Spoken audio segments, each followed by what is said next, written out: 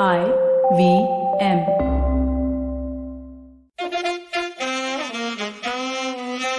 कृपया ध्यान दीजिए, the language used on the podcast may not be fit for consumption. We warn you, tread carefully. But listen, yaar, don't be so conservative. Okay, it's time for our show, the one we call Cock and Bull.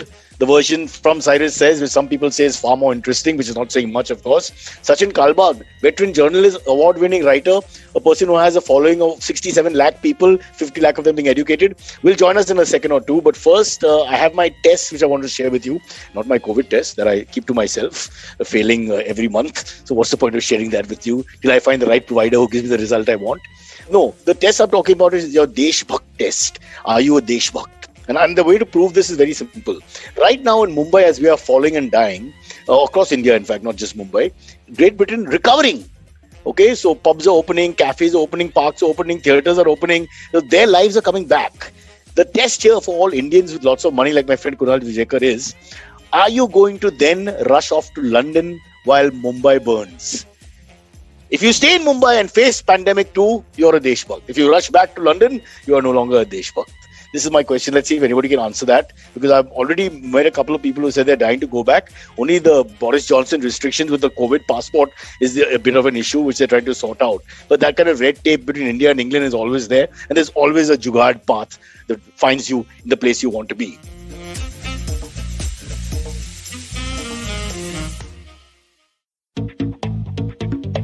We live in an age of disruption, of immense change in every aspect of work, life, and business. But is the old way of doing things truly dead? And are we ever going to stop saying the new normal? Join me, Varun Dugirala, on Advertising is Dead every Tuesday as I talk to entrepreneurs, leaders, creators, and change makers from across business, media, marketing, and beyond to dig a little deeper into how we got here, what we're doing now, and where we're headed. You can catch all the episodes of Advertising is Dead on the IVM Podcast website, app, or wherever you get your podcast from. Okay, let's quickly welcome Sachin Kalbag, Silvery, and Amit Doshi. This is the only part of the show where I'm ecstatic. After I welcome them, it's all downhill from here.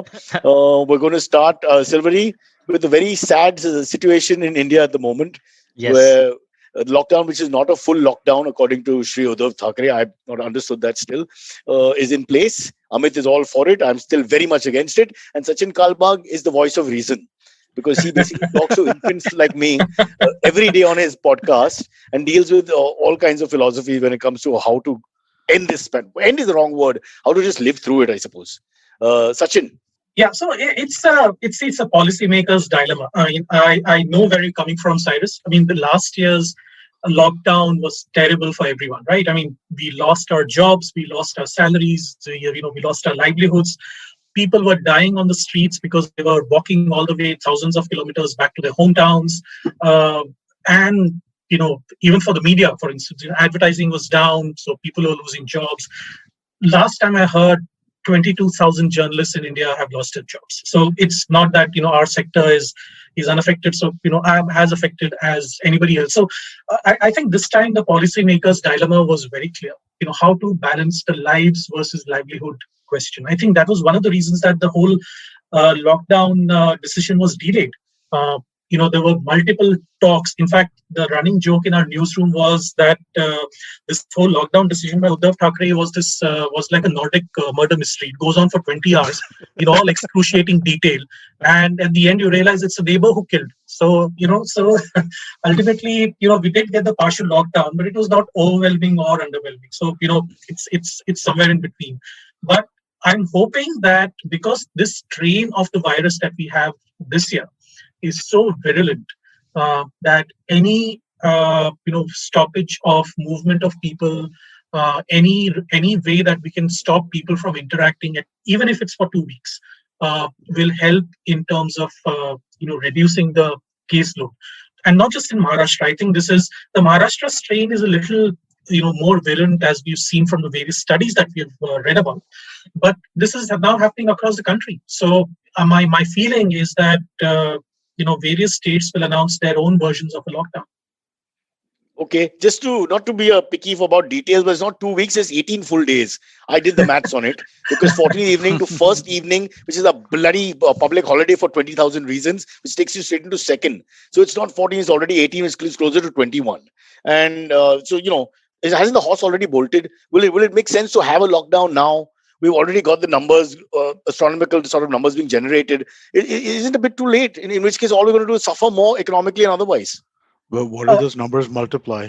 Then they will multiply. The only way out is survival of the fittest. I don't see any other way out. You have to keep the less, majboot people at home. And the rest have to take their chances and we have to get herd immunity. Please give me a better solution, guys. You're locking people up for 2 weeks and then what? There'll be a huge surge. Silvery screamed yesterday at me. He said, bro, I can't take this nonsense. After 2 weeks, I leave my house and you've got numbers down. It's a temporary sort of fix it. And then you enter into the market again. And in 3 days, it boomerangs the other way. You make a good point, Cyrus. There are a lot of people who think the same way. There is absolutely logical paths to what your thought process is. I was reading an article in Nature magazine yesterday, and they had surveyed a lot of epidemiologists and virologists from across the world, and they have access to the best of the best. And almost all of them said that COVID is here to stay. So whether you have a vaccine or not, whether you have a lockdown or not, COVID is here to stay because the mutant strains, like we have with influenza epidemics, for instance, every year, if you're in the US, for instance, every year you have to take a flu shot for a different strain of the flu virus.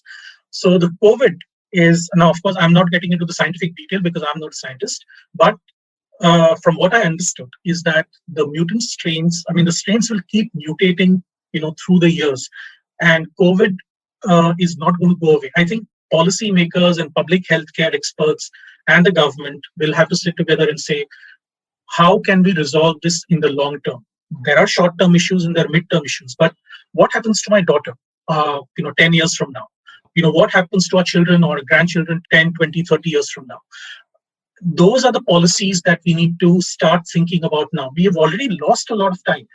70 years in India, of course, across the world, we're facing the same issue. 70 years, we did not put in more than 1.5% of our GDP on public healthcare.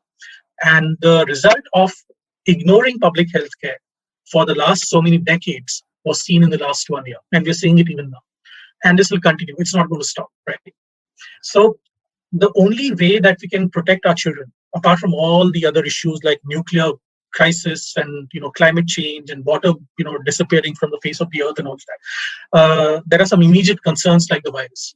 So the next 20 to 30 years, how are our children, how we ourselves and our grandchildren are going to survive is something that we need to start making policies on right now. We can't waste time. So yes, the 2-week lockdown is a matter of debate. It'll go on. You will have your own point of view. The government 18 days. 18 days. It could be longer, right? And Sachin, yeah. Sachin, just on a slightly different note, a lot of copulating has taken place in the last 14, 15 months in spite of the pandemic. You just spoke about next generation, the one after that. We have 4 people who had become fathers in the last 2 weeks here in CNBC. And I'm thinking, doing the maths, that right in the middle of the heavy lockdown 1 or pandemic 1, they were humping around left, right, and center and begetting children. So not such a bad time, when you think you're miserable and all that. Somebody is getting it off. There's general right here. By economic theory, Cyrus. So the thing is that if you study economics in Bombay University, the first year, undergraduate level, so because I didn't get into engineering because my parents were forcing me into engineering, but I didn't get it, thankfully. So I was doing maths, stats, and economics at Bombay University. So when we are studying economics, one of the books that you have to learn is a book called Indian Economics. So Indian Economics, there's a chapter on why India's population grew so much in the 60s and the 70s, when there was a huge population boom after partition and after independence. So one of the theory that is quite prevalent amongst economists at that point of time was that Indians did not have any other source of entertainment because we didn't have electricity. So there was no television. We didn't have enough radio sets. We didn't have because there was no electricity. Villages were not lit up. There was load shedding across all the urban centers. So what did people do? People copulated. And So let me put it in perspective. What you're saying, Sachin, is that when there's no other entertainment, no other whatsoever, we're talking basic radio, TV, neighbors playing cricket or whatever, the only option is to have sex. is what the economic theory is about. Now, of course, we had a. So thank God for the IPL. That should put a lid on this damn thing. We should have a longer IPL for sure. Yeah. Yeah. So anyway, maybe that's a positive note that people who are begetting children left, right, and center, so they're dealing with the pandemic in some way. Or, of course, there's nothing left to do, as Sachin points out, and hence this is what came off it. And of course, it doesn't mean the women were having a good time. It's just a lot of men who insisted on begetting the kids. Silvery, what was your sex life like? Oh, your mom listens to the show. Don't answer that. Yeah. No sex life. Sex? What is sex? Such a Sharif boy. You'll save it up for your marriage, no? Yeah, of course. When mom and dad choose the bride for you. No, not even after marriage. Not even then. Yeah. There'll be a COVID test and all that has to be done. Yeah. Look what we've inherited. HIV testing, COVID testing. There's no end to it. Romance is killed as far as we're concerned. Chalo. Sorry, let's get on with it. Yes. What is the first actual topic? Well, I mean, like they're all COVID topics, aren't they? They're all mostly related. Yes, very highly related. That's, I mean, like We that's can't run away from what you would call the elephant in the room, which we did not use at the right time, in the right place in the last podcast. So I guess we just have to face it. Yep. So the first topic then Can is... I just before you start, can I ask Sachin, since he's actually the expert here and has been dealing with people like me, all sides of the fence when it comes to COVID.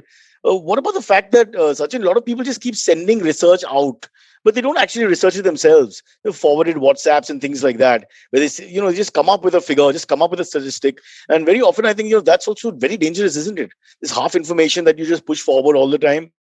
And that puts more paranoia and anxiety into everybody else. But you yourself are not thorough about it. You haven't actually researched it yourself. You haven't gone through lots of reports, the pros and cons, weighed it here and there, local conditions as against global conditions, etc.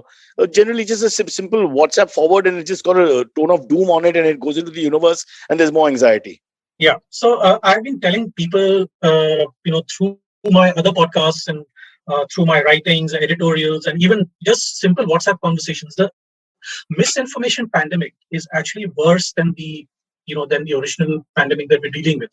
Of course, we're dealing with deaths, but the kind of anxiety that people get, or the kind of false hope that some people get. Oh, you can use this to cure yourself of COVID.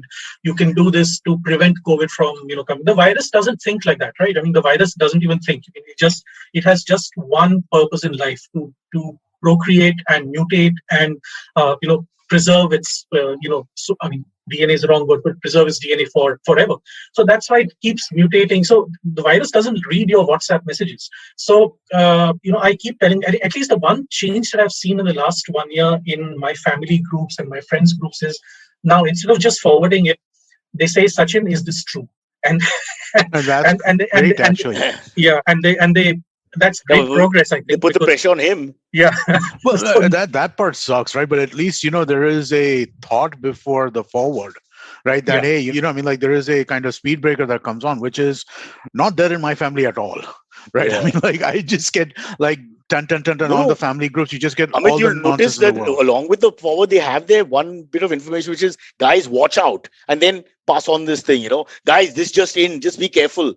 It's always that sort of proclaimer along with the... Well, actually, the most common ones I feel are WHO says, or UN Security Health Council, something like, But even put together WHO some has a ring of 7 truth to it. words. I get people saying top scientists are saying, what the hell is top scientists? For God's sake. Cyrus, in reality, the top scientists never ever say that they are the top scientists. Exactly. It just all sounds wrong. Yeah. So the only way to counter this is tell people that, every single organization now has a verified Twitter handle or a Facebook handle or, anything that, a verified website. All you have to do is just, make one additional click and go there. I mean, that's all I tell my, friends and family members. And over the last few years, they've actually, progressed to saying, okay, is this true? Should I even forward it to somebody?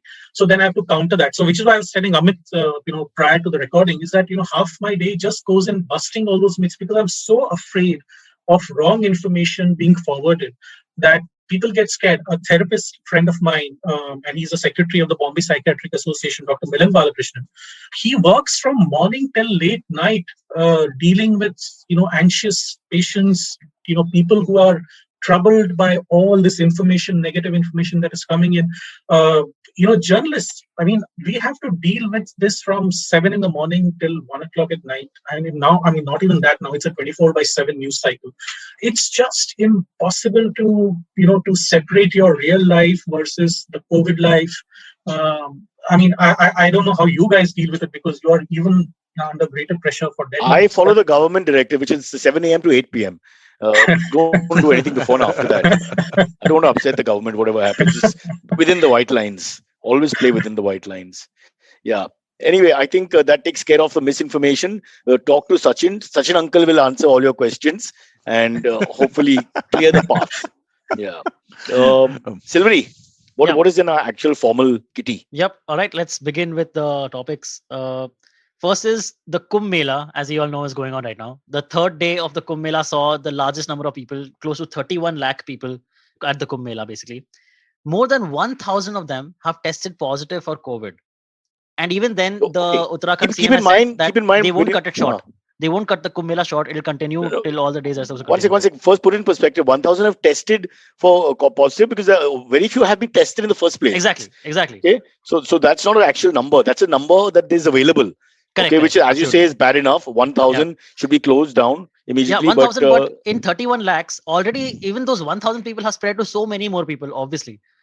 So they are saying that this is definitely going to be a super spreader event, like without fail. Monday night, the Shahi Snan, the Royal Bath, 28 lakhs. Yesterday, you mentioned 31 plus lakhs. I did just look at pictures of that. Okay, the masks and all have gone haywire. Yeah, exactly. Just the least problem now is where is the mask, because they're all in touching distance. They're actually touching. Sachin, what about this? They're making us follow rules here in Mumbai and Pune and what have you. But you have such a huge event. What's the point of doing anything? Do you think there is a thing over there around, I was reading about this, that there's a case being made that Maharashtra and Karnataka and Delhi, where you're seeing greater rises, are more accurate in their counting compared to other parts of the country. Do you think there is some truth to that as well? So several scientists have mentioned that. In fact, yesterday, the Washington DC based Center for Disease Economics and Data and Policy, the director there, Dr.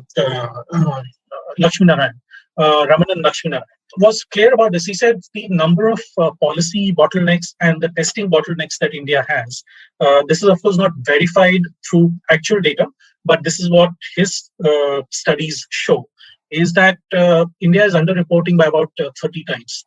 So in actuality, we might have a lot many more, even if we discount that for a hyperbole, let's say it's not 30 times, but let's say 3 times. Or 10 times, whatever. Because of the testing bottlenecks, you have a lag. So even now, if you go to any Mumbai lab or Delhi lab, which are the two best cities for getting yourself tested in terms of number of labs, you still have a 2-day waiting list. People can't come. If suppose you are feeling feverish or ill and you're not supposed to get out of the house, you have to get a home test done.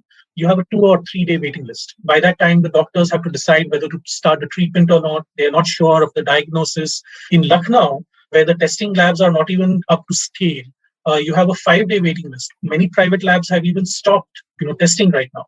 So the policy bottlenecks, the thing that we spoke about in the previous segment, that we have not scaled our public health care in the last so many decades, and we are looking at the effect now. It's like how Roger Federer says, right? He trains for 20 years for that one shot. It's not that the shot has happened at that instant. He has trained for that for 20 years. All of the best sports people do that. All of the best musicians do that. They train for so many years for that one sweet single moment of their concert or their match. As far as public healthcare policy is concerned, we have failed miserably, because we have not gotten ourselves ready for that one moment, that one, black swan event that people keep talking about. We haven't done that. So the testing bottlenecks are going to result in two things. One, like Amit pointed out and Antriksh pointed out, is that we're not able to understand what is the extent of the spread of the disease in our society, in our communities. The second thing is, because we are not able to do that, the severity of the disease, especially with the vulnerable population, that's people with comorbidities, senior citizens, and sometimes even kids, we have no idea what the impact will be. And because we had no idea in December and January and February, we are seeing the impact of that in March and April. And it's going to go on for at least a couple of more months, because Maharashtra now, so again, a study that was done by TIFR, that is Tata Institute of Fundamental Research and the Indian Institute of Science, Bangalore, yesterday, and it was released yesterday, and the story is there in our paper, Hindustan Times today. And the mathematician from Middlesex University, Murad Banaji, Dr. Banaji, and all of them have said that because we are testing more and we are not hiding data in Maharashtra, we may have reached the peak of the second wave in Mumbai. And things may only get better now in terms of caseload. In the first or second week of May, you'll probably see a lot more fatalities because the people who get tested now, may succumb to their infections a couple of weeks from now. But hopefully, the mathematical projections now say that we are now at the peak, and from now it can only be either a flat plateau or a downward curve. So, which is why testing is important. So the impact of testing is seen in policy in the long term and the midterm as well. So, which is why we need to ramp up our testing now. The other thing that people keep talking about, and Antriksh pointed out, briefly in his point, is that people now say that the fatality rate, the case fatality rate, that is for every 100 people tested, how many people die from COVID? That is a case fatality rate. In Maharashtra, in the month of February, the case fatality rate was close to 3%, and actually in January, it was close to 3%. 3 people out of every 100 people die overall. That has now come down to 1.66 as of yesterday. That is 14th of April. So people say, oh, what a great work Maharashtra must have done, that, number of the case fatality rate has come down. But this is how you can lie with statistics or manipulate with statistics. You see, when your case fatality rate is low because your case load is now 60,000 per day. It was 3% or 2% when it was 8,000 per day or 10,000 per day. Now it is 1.5 or 1.66% when it is 60,000 per day, right? So sheer numbers. So absolute numbers are something under the umbrella of overall percentages. We can't hide that the umbrella itself is so large, right? So a little bit of arithmetic knowledge and arithmetic common sense, will help us to have better policies in the long term. I keep talking about policies because we have failed miserably on that front. Uddhav Thackeray, our chief minister, also mentions that people are not COVID. They do not indulge in COVID appropriate behavior, which is true.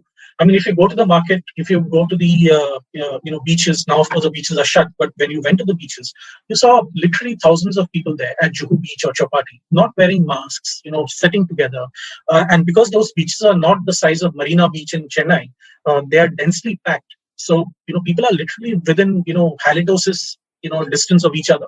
So you have a tremendous amount of spit coming out, or your aerosols coming out of your mouth and going to other people. And these are things that are invisible to us. But the virus is so small that it can literally travel within minutes from one host to another. And that's where your problem lies. So wearing masks is something that is as basic as ABC, and we're still not doing it 1 year after the pandemic began. So, basic stuff. We used to do the show from the studio, remember, in Khar? Yeah. So from close by, and we used to spit a lot on each other. I remember. I frequently caught some saliva on your beard and all that from me, and vice versa and all that. Correct. So people don't realize this, how much saliva actually goes out when you're sitting close by, especially if you're one of those people with extra saliva in your mouth. Sorry. Now back to the more serious discussion from Amit. Amit, yes? So has the mortality rate of India as a country increased in the last year, where we can kind of see these hidden deaths that might be there?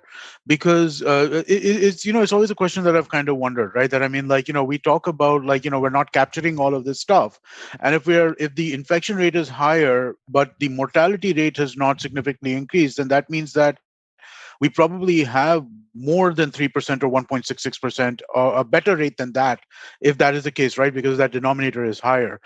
But from what I understood, there isn't an increase in general mortality overall in the country. Does that?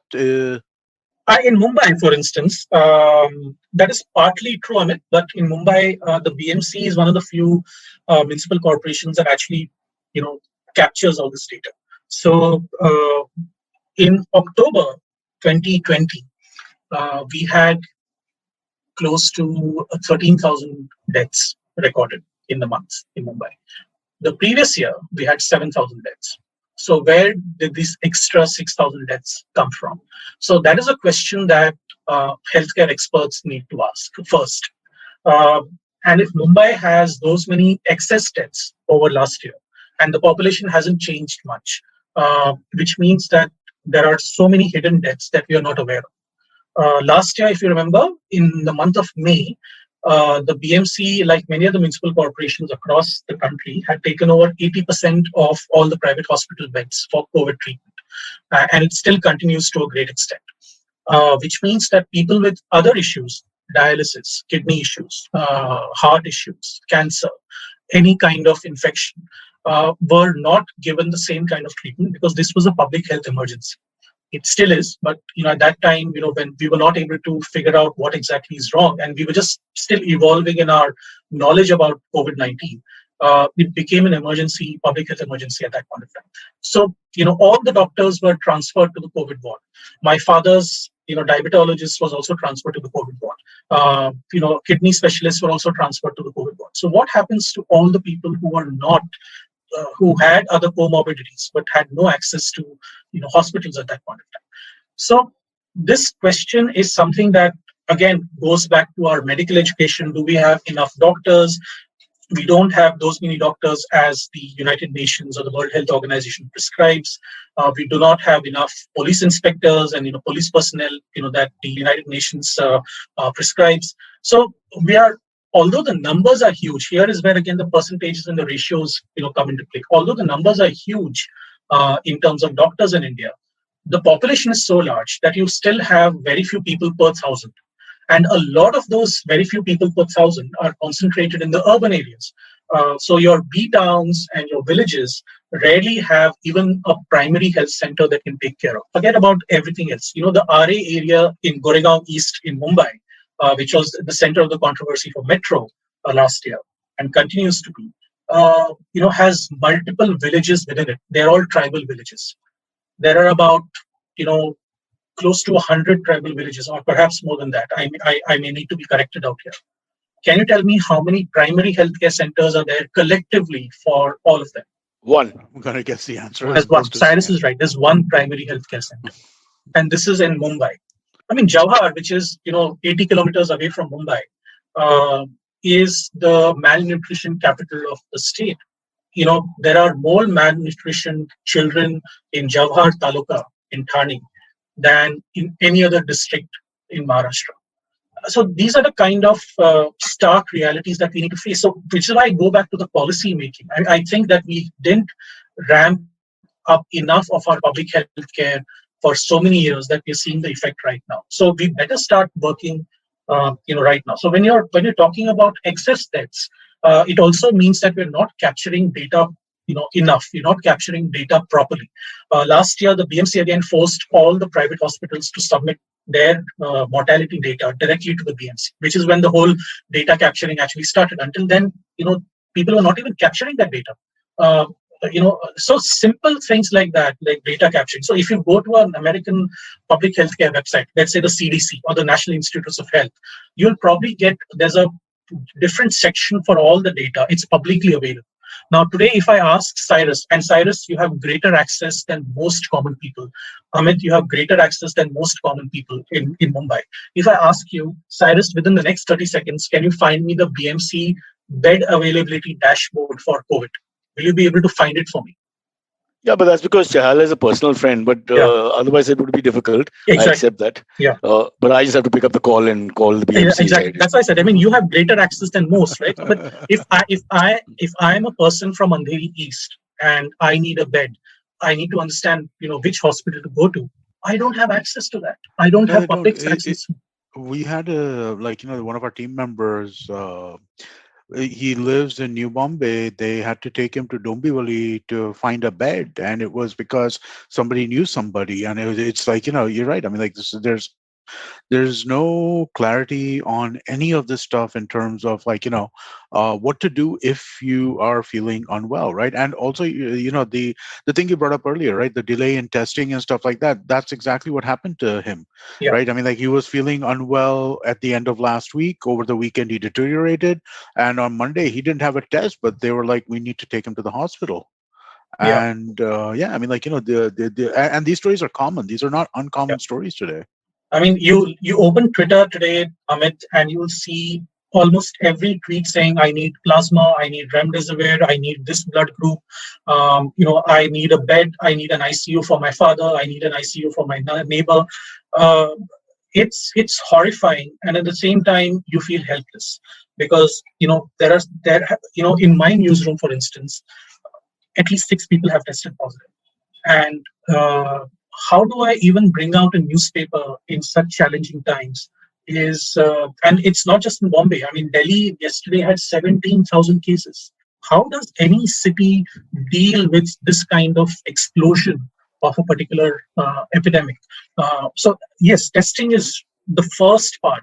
Access to treatment, access to public health care can't be an afterthought. No, I'm saying also we need to get more doctors on hand. Many of them are not being used. Dr. Lata Mangeshkar, Dr. Vijay Mallya, Dr. Sachin Tendulkar. I mean, they're all doctors. What the hell are you giving them doctorates for? You're running out of doctors, call them in. Isn't that what it's all about? It's like, that's why we have the home guards. When the army runs out, you call the home guards in. They're the last line of defense. And also because they're honorary doctors, they'll probably do it for free, right? There's no question of charging. They can make a bill and keep it pending for later. I'm okay with that when times get better. Get paid in EMIs. But we have to take a quick break, then come back. Lots more to talk about. Sachin is leading the topic, which surprisingly is COVID. What the hell is that?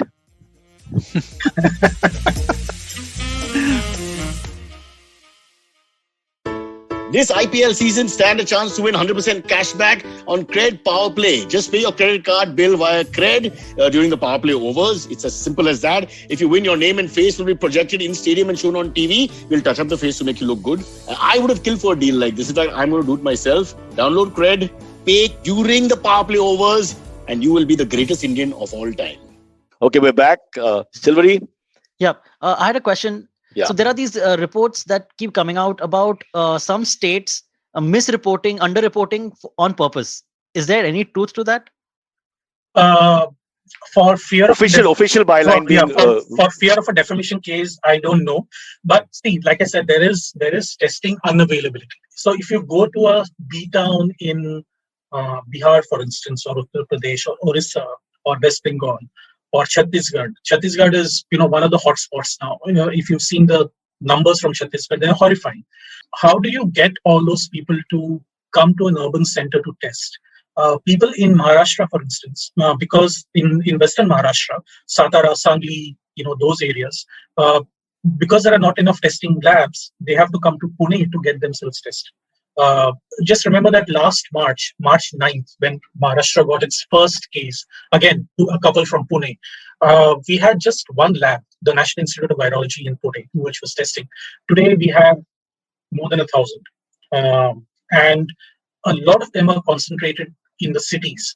So how does a person from the villages, now, the reason I'm mentioning villages is because if you saw the January graph of COVID in Maharashtra, and this went unnoticed because nobody saw everybody's talking about how Mumbai has fallen in December and January, how Pune has fallen in December and January, how Nagpur has fallen in December and January. There was a slow growth in Amravati and Akola in Vidarbha. And you saw a huge jump because all those people who could not get married last year because of all the restrictions were suddenly getting married in November and December. And the impact of that, of the social gatherings and all those things were taking place in December and January. And then you suddenly saw a huge spurt in Amravati and Akola and the northern districts of Maharashtra bordering Gujarat and bordering Chhattisgarh and bordering Madhya Pradesh because there was constant travel, from the border areas. You saw literally hundreds of cases where there were none, or there were only a double-digit figure. So this is why testing in all those non-urban centers is also key to finding out what is going wrong with our villages, and suddenly you'll have an explosion there, and we will not be ready for that. And which is why you saw a lot of people. If you see the daily deaths data from BMC, you'll see that a lot of people who come here have come late because they're in the severe situation because they didn't have access to primary healthcare or secondary healthcare in their villages, and they have been transferred at the last moment to Mumbai, which is why you have a lot of deaths recorded in Mumbai now. Close to 60 and 70 and 80, where we had only 4 or 5 in January. Now they've gone back to 70 and 80 per day, because all those people are coming at the last moment because they're afraid of getting themselves tested, because they don't know, there's a fear that, they'll be taken away by the municipal corporation. There's a fear that they will lose their livelihoods. There's a fear that they will lose their jobs. Daily wage laborers, for instance, do not want to miss a single day of work, because how are they going to put food on the table for their children? Yeah, that's me as well. Not to be insensitive, but I'm a bit of a daily wage earner myself. That's the whole principle of everything. Yeah. The right to survive. I just feel that that's been taken away by the soothsayers around who will decide for everybody. And maybe that's a little dangerous at the end of the day. I mean, you should allow people in different status of society to make this disco jaisa. Sounds horrible to say right now with a pandemic, but I'm just thinking sometimes it's not like they have a solution anyway. You just said that you take the vaccine and you take the second vaccine and you still get it. At best, it'll just minimize your pain. Yeah. There's no guarantee for anything else. So, what are we kidding them? There are no guarantees for anything, right, sir? But according to what your prescription, your advocacy basically says that, what's happening in Kumbh Mela is fine. No problem. No, I'm not saying what's happening in Kumbh Mela is fine. No, because they are adults and they're doing what they want to do. You should be allowed to make a decision as to how far you want to take it in terms of your own livelihood. If you feel too scared and you need to stay at home, then you do that. No judgment. But if you need to go and ply your trade. And, I just think that because, like he mentioned, for a lot of people, they lose one day of job. You're giving them sort of anxiety. The guy wants to get his daughter married off or son married off at the end of the year, and he's already thinking that he's got no money left in February, March. So you got to think it from all different. I am because see, it's not a licensed fair state, Amit. This is not England where they're going to pay you. When they shut you down, they pay you there. They pay the employer a certain amount of money and say, "Stay." The state is looking after you. State is not looking after you. They're paying me for the test. I mean, I have to pay for the test. I have to pay for the COVID vaccine. I have to pay for everything. So let's not compare. Okay, we're just too large a population. There's no benevolence here. It's not a question of benevolence, right? It's a question of, so I believe in minimal government interaction or interference in this stuff generally, right? But one of the few areas where government should intervene is this kind of public health emergency. This is like, honestly, this is like one of the things. If it yields the results, I salute you. But what results? The 2-week lockdown will give you 18 days. 18 days. and Sachin, didn't he mention, my Marathi is not that good, but we heard Mr. Chahal talk about 10 days back on where 15th April around would be the peak, is what he said, the day we're on. So this bears out in the TIFR study as well, that, we have now reached the peak in Mumbai. And the mathematical projections, of course, now let me use a disclaimer here. The mathematical projections consistently have been wrong for the last year. I mean, people said that, we will have, cases in crores.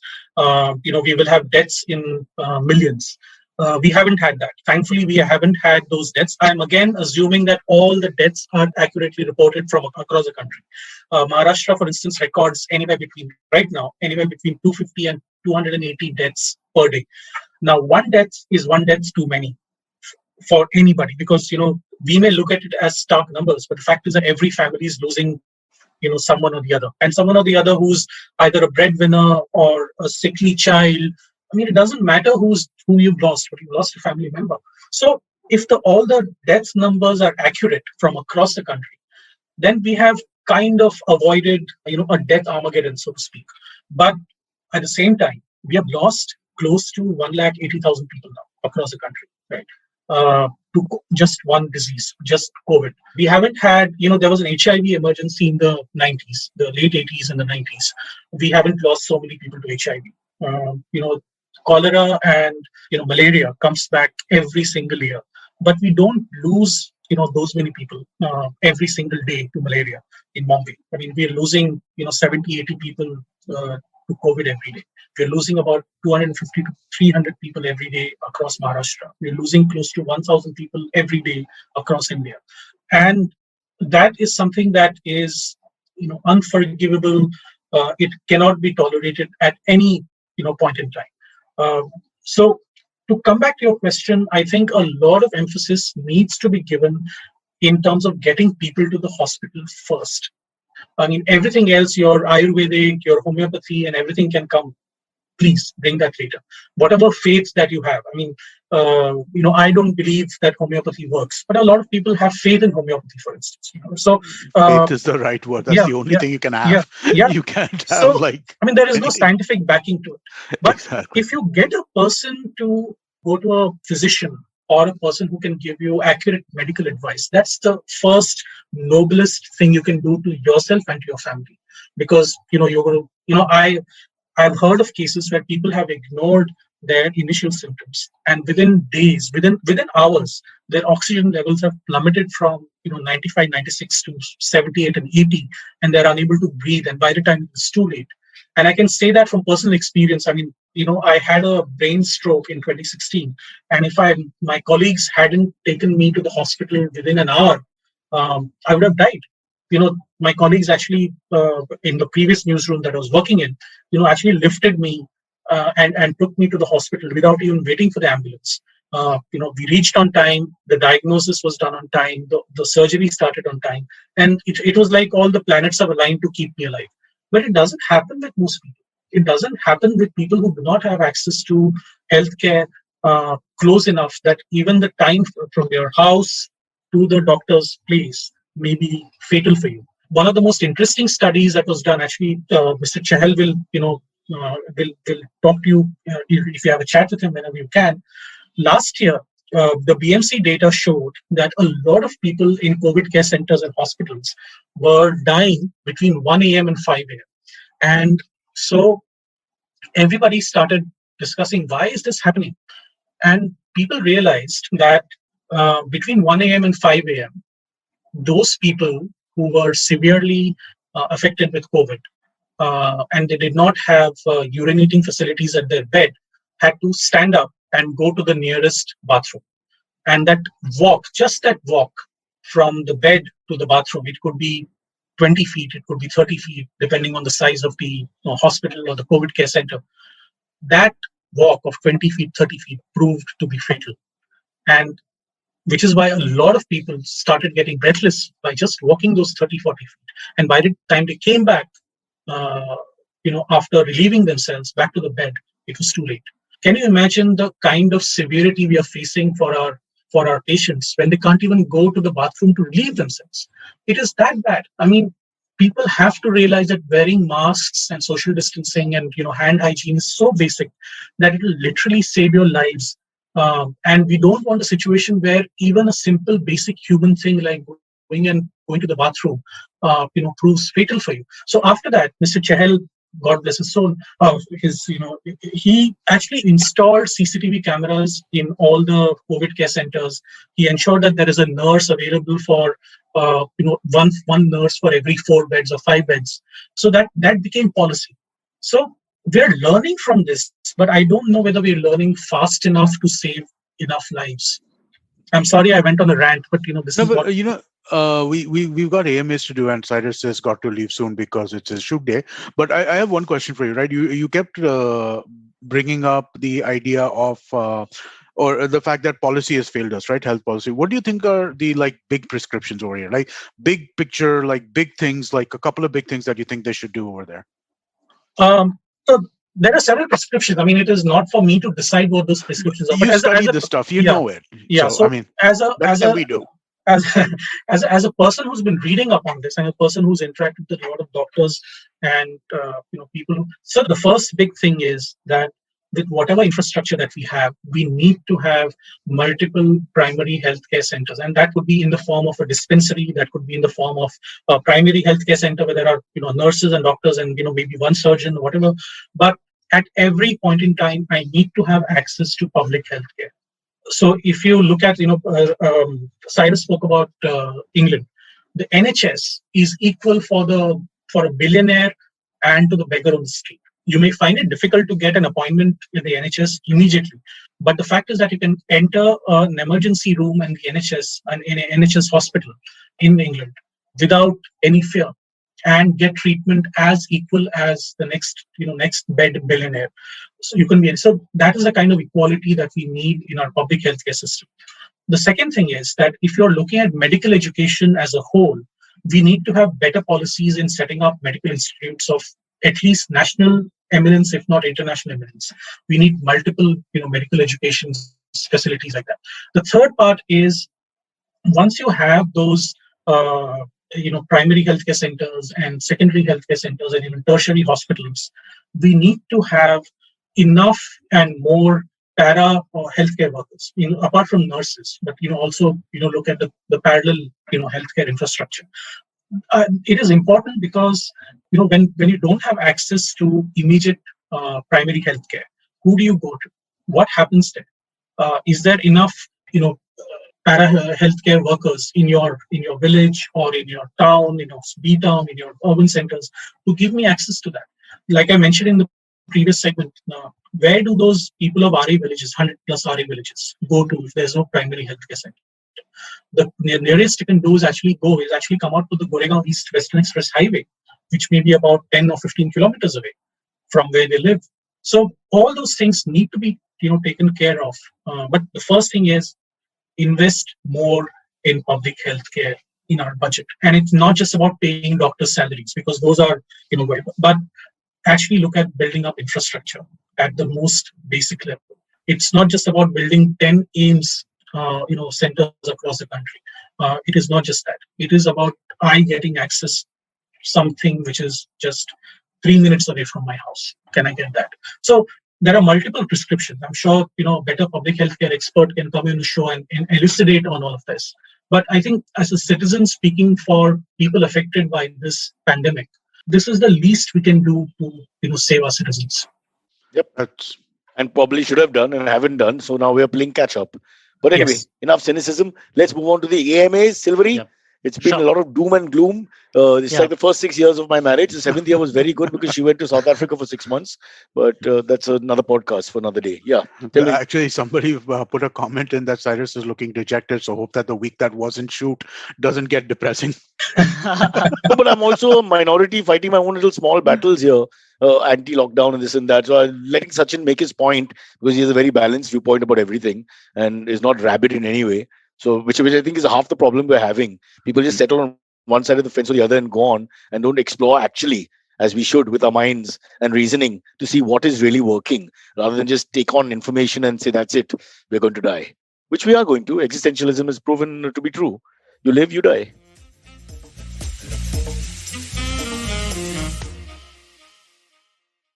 Hello, everybody. Welcome to another awesome week on the IVM Podcast Network. If you aren't following us on social media, please do. We're IVM Podcast on Twitter, Facebook, and Instagram. We'd like to thank our sponsors on the network this week, Siet Tires and TheWholeTruthFoods.com. So this week on Advertising is Dead, Varun was joined by Mansi Zaveri. She shares her experience of running a community for parents of young kids and teenagers and of hosting a podcast along the same lines. Gauri Devidayal was joined by Divya Thani on This Round is on Me. Divya works as a global editorial director with Condé Nast Traveler. They discuss the good, the bad, and the ugly of a travel writer's job. On Candid Kanan, Sid is in conversation with Adarsh Gaurav, who recently scored a BAFTA nomination for his role in the Netflix adaptation of The White Tiger. They talk about his role in the show, life pre- and post-stardom, and so much more. On Nagla Station Adulthood, Ritash and Ayushi talk about the precious time and opportunities lost to the lockdown and share their post-COVID wish list. When it comes to cricket this season, we have you covered. In English, we have Edges and Sledges, which do their show live on YouTube. They look for announcements over there. And for our Hindi listeners, we have Khel Neeti, hosted by Rajiv Mishra and ex-Indian cricketer Sabah Kareem. This show is live streamed on YouTube every day at 9:15. Definitely do check these out, and let's get you back to your show. Follow me at Instagram and Twitter on Bored Brocha. I'm so bored, I need your help. I need your love. I need your touch. Okay, just follow me. Silvery? All right, let's get to the AMAs. The first one comes in from Jan Bukes. This is probably the only non-COVID related AMA that we have. Jan. He says, AMA for Sachin, how did the interest in Kung Fu come? I know you will talk about Kung COVID Fu. in detail anyway. So how did the Not interest Kung in Fu, Kung Fu? Sumo, no? Sumo. Yeah. Sumo. Okay, how did the interest? Yeah, There's a huge difference. Yeah, How the and interest in I'll sumo comes just I'll just throw in a quick plug. Sachin was on the Filter Coffee podcast, and he spoke extensively about the sumo. So please do check that out. But sorry, please, Sachin, answer. I have to plug when I can. No, Yeah. You must. I'll also plug sumo. Please don't consider sumo deadlifting. No, totally different thing. Go on, Sachin. Carry on. So sumo is a most fascinating sport. I mean, it's a sport that has not changed its rules for literally thousands of years. I mean, it's close to 1600 years since the whole tradition of sumo began. But it's in the last 400 years that the rules have been formalized. So in the Edo period in Japan. But how did my interest come? I mean, Jambukes follows me on Twitter, so we have conversations quite often. So when we were small, Cyrus, you may remember that Pranay Roy used to have this show called The World This Week. Of course. Doesn't mean that I'm not younger than you, but yes, please carry on. So he had a segment on sumo wrestling, which lasted for maybe a minute, and that kind of got me intrigued. But at that point of time, we did not have enough international television. We certainly did not have the internet. So when I started looking for sources for sumo wrestling in terms of watching it, this was about 6-7 years ago, I found that there are multiple TV channels, YouTube channels that are giving Dedicated to it. sumo, Yeah. dedicated to it, and I fell just deep into it, so much so that now for the last 6 years, sumo is the only religion I follow. Converted to the religion of sumo. Two fat Yes. Japanese men pushing each other out of the Yeah. ring, a sport that lasts 16 to 18 seconds. Amazing. I'm all for it. And they're superstars, aren't they? They are superstars. So they are. I mean, if you reach the rank of the Yokozuna, which is different from the Yokozuna that is there in the WWE. Not Yeah. anymore. Yeah. So the Yokozuna is the highest rank that you can get. It is bigger than Roger Federer. It is bigger than being Sachin Tendulkar. It is bigger than being Gary Kasparov. Is it bigger than the Prime Minister's office? Awkward pause. Sumo got caught out. Kalbag has to go back to Kalbag. All right, so All right. sumo. Yeah, next one. So there are two similar questions from Sachin Jangam and from Tanuj. The question is, on one hand, central government is submitting before Delhi High Court that they can't allow people in the masjid to offer namaz. And on the other hand, they are continuing with Kumbh in Haridwar. Is there a discrepancy? Is that... Yeah.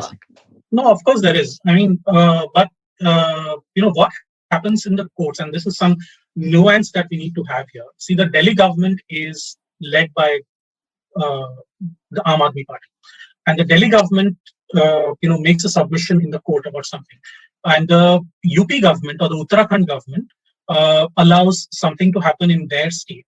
So, in terms of each government following its own policy, they are on two sides of the table out. But if you pull yourself out and you take a 30,000 feet view of that, of course it is, of course it's wrong. I mean, you can't have one policy for one event and another policy for another event. So the moment you and the same thing goes for all the political rallies that are happening in all the states that have gone for the elections. Now, I don't know to what extent will West Bengal suffer because of all the political rallies that have taken place there. I don't know to what extent, and the impact will come not now because the event has happened now. The impact will come 2 weeks later or 3 weeks later if we do enough testing. If we understand that the data capture is accurate, then we'll get to know. Delhi, for instance, has already gone from 300 cases a day last month to 17,000 cases a day now. Delhi, which is neighboring all the other, Uttar Pradesh and Uttarakhand, and Haryana, and all those places. So we have a situation here where because the policies are not consistent for all, and this is something that that is a difference between Indian secularism, and I'm probably going to get a lot of trolling for this, but the difference between Indian secularism and the original definition of French secularism, which is where the concept comes from, is that the French have completely separated church from state. That is their definition of secularism. In the Indian definition of secularism is that you treat all religions equally, which is not possible in the practical way because, how do you treat, suppose you have 3 kids, are you going to treat every kid in the exact same way at the exact same point? You can't do that. It is just not practically possible. And which each political party having its own political ideology, it's just not possible in a country like India. We are multicultural, we are multilingual. Heck, you can't even have the same policy from, Vidarbha, which speaks Hindi primarily because it's on the border with Chhattisgarh and Madhya Pradesh. And same policy for Ratnagiri, which is on the western side of Maharashtra. So, it's just completely, so either you have the same policy for everyone, which is that stop public events, which is what the logical thing should have. But Sachin, why hasn't enough politicians spoken about Kumbh Mela? The same ones who run Maharashtra, for example, don't mention at all anything about Kumbh Mela. I mean, shouldn't they? Considering it's a rival faction running it anyway. But they don't. Nobody's taking that on ever. I'm a little dejected by, the whole political silence over this. And primarily because, the people who allowed it are the people who are actually defining all those policies, right? I mean, exactly. So, if we had said, for example, in Maharashtra or even in Mumbai, you had Section 144 imposed, and it says that nobody above 5 people can't congregate at one place, right? Every day I used to take my daughter out for a walk with my dog. And now I'm afraid that if I take my daughter, they will ask me to go back home. So, it's just that, me and my dog going out because I don't want any police person to stop me in the middle of the road and say, go back home, right? So if that can be strictly imposed in an urban center here, why don't we, strictly impose in anywhere else? I mean, it is clearly a public health emergency. There is no two ways about it. So, while we can endlessly debate on what secularism means, the fact is that for a public health emergency like COVID, you cannot have one policy for, one area or one community and another policy for another area and another community. So, while they shouted us to wear masks and use sanitizers and be careful and social distance, the Kumbh Mela carries on without anybody saying anything about it from political platforms. That's not happened at all. None of them have come out and said, well, how can we have this? Not one. They are erring on the side of caution in terms of vote banking, I presume. And so that's just not going to be called out. And so it continues. Yeah. And then it makes a mockery out of everything, all said and done. When you have 28 million people bathing or 31 million people wandering around in a small area, it is a small area at the end of the day. I give up. Amit, let's accept defeat. What can you say? Counterfact, do you think our states are too big? Because, you were mentioning the same policies in Vidarbha versus Ratnagiri, right? And, the one size fits all rule, right? That doesn't seem like it's a practical thing from any, it's just not going to work for a country the size of India, right? Where you have a single diktat that goes everywhere. More localization, I think, is probably the appropriate this, but then again, it's not local enough also, where you're having policies which are, again, trying to be too widely distributed. I don't know. I feel like the states, the administration of this stuff is not being a homogeneous population has been a huge problem. Yeah. I think for everything, because everything is a little, here and there. It's just too much variety, and the sheer size. So Sachin is an uphill battle anyway. No, it is. But just to counter what Amit was saying, see, the Indian states were created out of language. Right. There were many options with the politicians and the policymakers at that point of time, but they decided that language is the one unifying force that will create one state. So Maharashtra went with Marathi, Gujarat went with Gujarati, and Karnataka went with Kannada. The homogeneity of policy is not really homogeneous in the larger sense. If we look at all the municipal corporations and the other local self-government, local governments of each of these districts. So while Vidarbha will have its own districts or cities within Vidarbha region, will have its own municipal corporation deciding its own policies for the locals, Ratnagiri will have its own. But what the state government does and what the central government does has an impact on the larger population. So a municipal corporator or a councillor is not the same as an MLA, because the MLA will decide laws for the entire state. Right. So I don't think there is any problem in that sense. I mean, we are the local self. I mean, the BMC, for instance, in India, in Mumbai, is as powerful in terms of getting policies out for its residents in Mumbai as the Pune Municipal Commissioner is for Pune. So the Pune policies don't affect Mumbai and vice versa. The state government has also said that when it comes to COVID, each municipal division will have the right to determine its own policy. For instance, just to give you a small example, the state government notification when it came from on April 1st about the Maharashtra state government notification came on April 1st about the curfew. It did not mention two things. One is, can domestic helps go to senior citizens' homes and help them with their chores? And two, whether e-commerce can be delivered 24/7. That decision was actually made by Iqbal Singh Chahal, who is the municipal commissioner of Mumbai. And the very next day, he sent out an order which said that domestic helps are now part of the essential services category and they will not be stopped by anybody. So domestic helps can go to people's houses. And secondly, he said e-commerce deliveries will be allowed 24/7. And now, of course, it's only essential services, that is food and beverages and stuff like that. But the municipal commissioner of Mumbai is powerful enough to get that done. The second thing is, even the Bombay Police Act of 1950, I think, gives the Mumbai Police Commissioner a lot of powers to influence policy within the policing policy within the city of Mumbai. So there are multiple gatekeepers, there are multiple people who can influence policy, but they all have to talk to each other. I mean, the Bombay Police Commissioner cannot decide on his own or her own, without the knowledge of the state government, because ultimately the Mumbai Police Commissioner will report to the Home Minister of the state, law and order being a state subject. So there are multiple, checks and balances in our system. We have our faults, but I don't think we are as bad as it is made out to be. But I think we can work through the chinks in the armor, the faults in our lines, so to speak. Okay. Unfortunately, the DMC chief has called me to shoot right now to do my bit to help make Mumbai into a brighter place.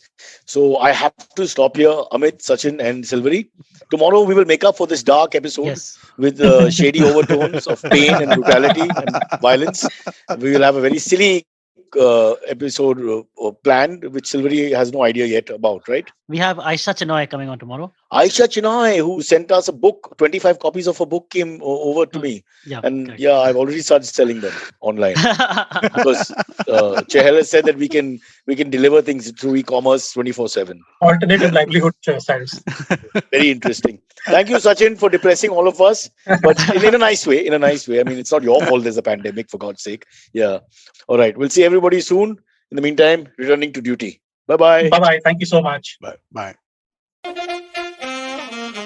Okay, catch us on any of the podcasting apps, please. We beg you, we need you. Send us your questions on Twitter on Cyrus Says In, or you can email us, even if you're not female, on whatcyrussays@gmail.com.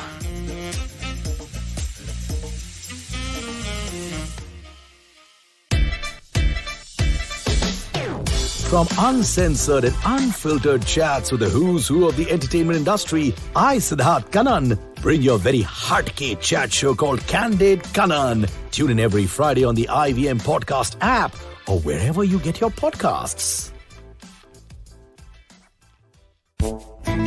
पेश खिदमत है आपकी शान में हमारे अंजुमन से. Hi, I am Sadaf. And I'm Arshit. खाने का इतिहास, economics, policy, psychology, सब है मेन्यू पर. Only on the Nankari podcast every Wednesday, सिर्फ IVM podcast ऐप या वेबसाइट पर, या फिर जहां से भी आप अपने पॉडकास्ट सुनते हो.